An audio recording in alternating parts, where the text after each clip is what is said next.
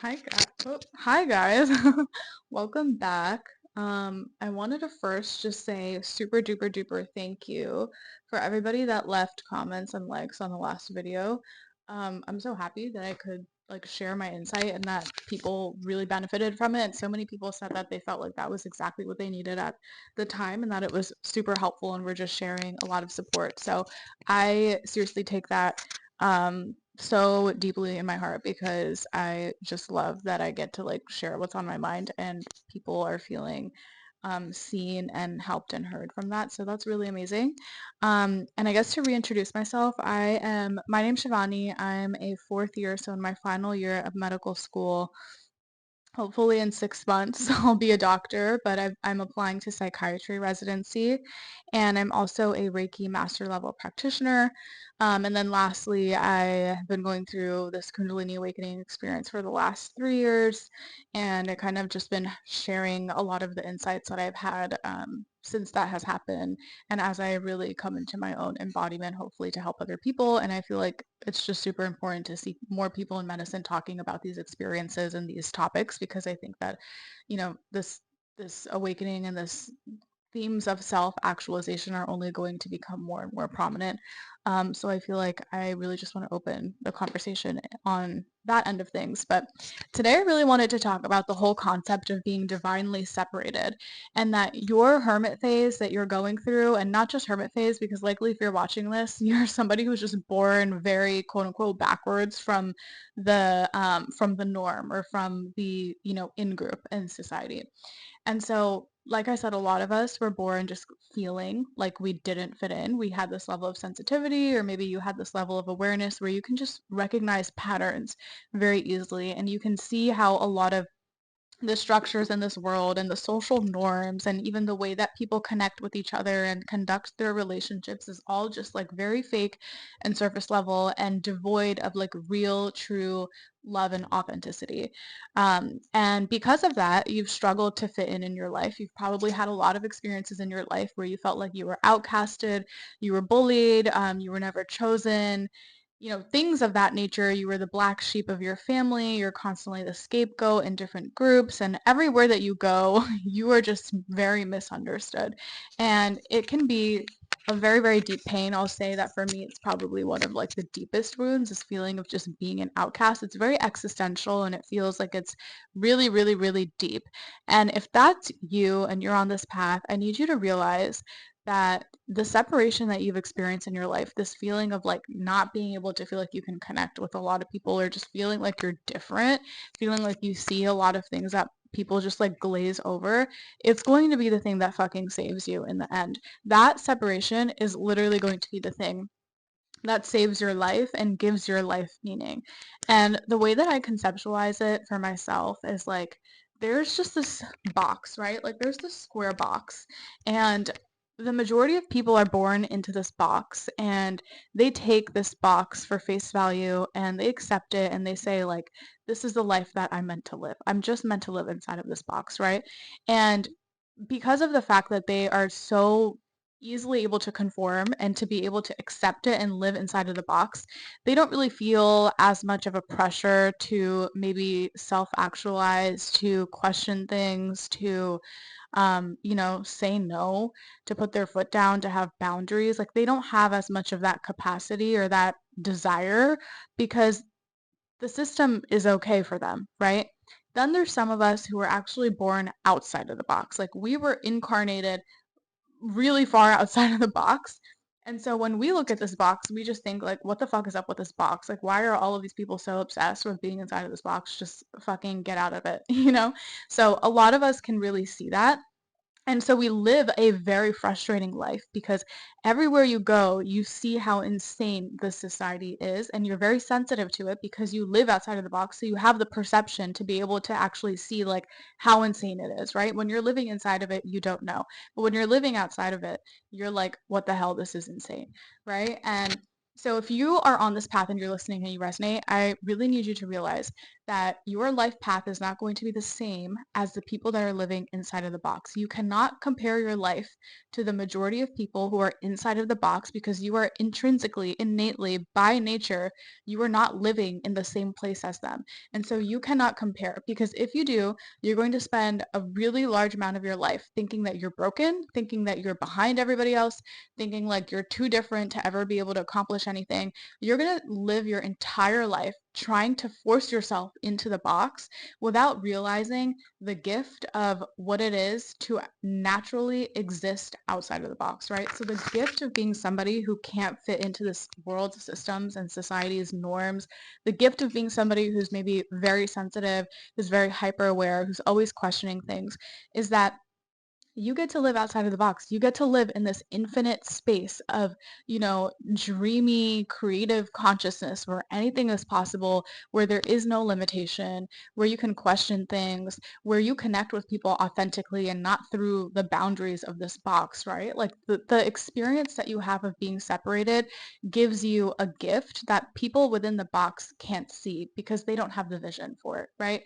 And so you have to realize that you have to really embody this archetype of being the visionary, right? Like you are the visionary, and being the visionary is really, really, really hard because you're going to be the person that's 10 steps ahead of everybody, right? Because when you're outside of the box, you have the view of the rest of the world, right? And so when you're a visionary, you're going to be able to see things that the people behind you can't see. And the people behind you can't see it because they got millions of layers of sunglasses on because the people before them, their family members, just put on a million sunglasses on them, right? Like if you're picking up on the metaphor that I'm making. And your job as the visionary is not to turn around and yank everybody's glasses off, right? Because that's number one, that's a lot of energy that we don't have. And number two, they're not your glasses, right?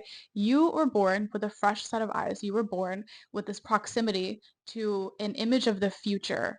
Right? You are born with this ability to connect with a future timeline that is higher, more evolved, and more rooted in the truth.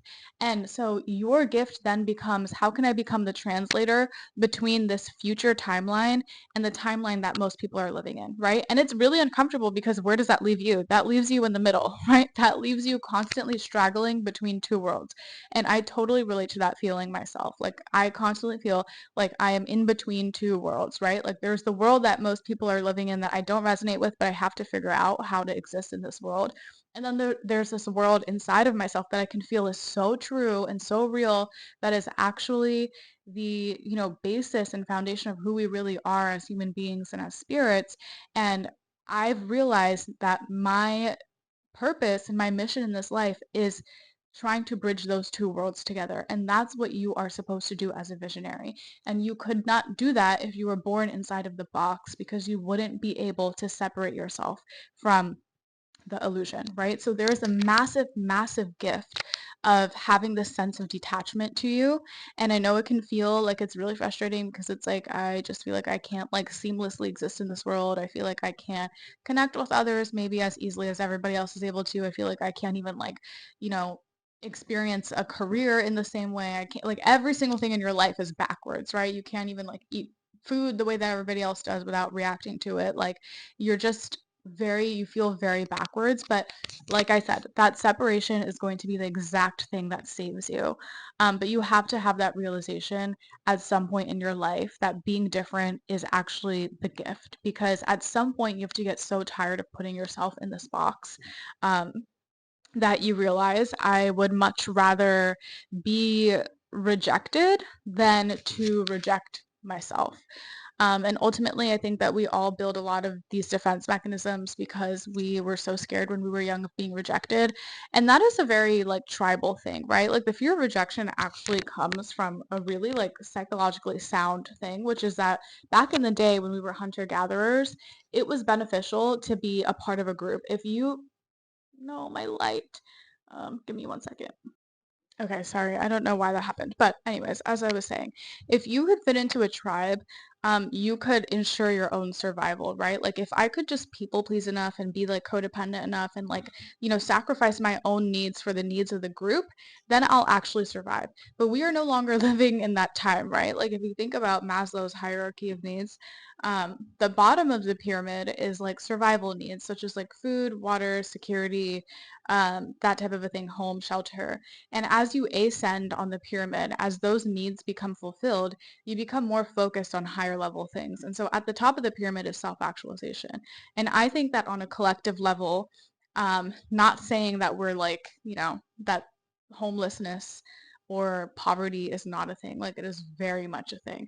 But we're also not living in those hunter-gatherer days where it's like every second of your day is fight or flight, right? So we are ascending up that ladder, and we've gotten to a point where as human beings, we're now focusing on self-actualization. And in order to self-actualize, you have to go into your solitude. You have to go into your hermit mode. And I know it can feel really triggering because you going through your awakening and feeling like your whole life is falling apart and feeling like all the people you've ever known are going away and your job is going away and your home's going away and everything you've ever known is being peeled away from you. It can feel like it's actually just reaffirming your own beliefs that like I'm not worthy of experiencing, love, authenticity. I'm not worthy of my own expression. I'm not worthy, period, right? It can really reaffirm those things, but I promise you, your solitude is going to be the thing that saves you because in your solitude, you're going to refine your own intuition. You're going to build your own ability to heal yourself. You're going to build your own inner strength. You're going to create a story out of your pain instead of constantly avoiding it and running away from it. And that story is going to become your mission. You're going to see things that a lot of people may not be able to see, and therefore you become somebody who can actually provide value to the world, right? If you want to provide value to the world, you have to have something like innately that other people don't have. Otherwise, they would have no need to like consume whatever it is that you're giving, right?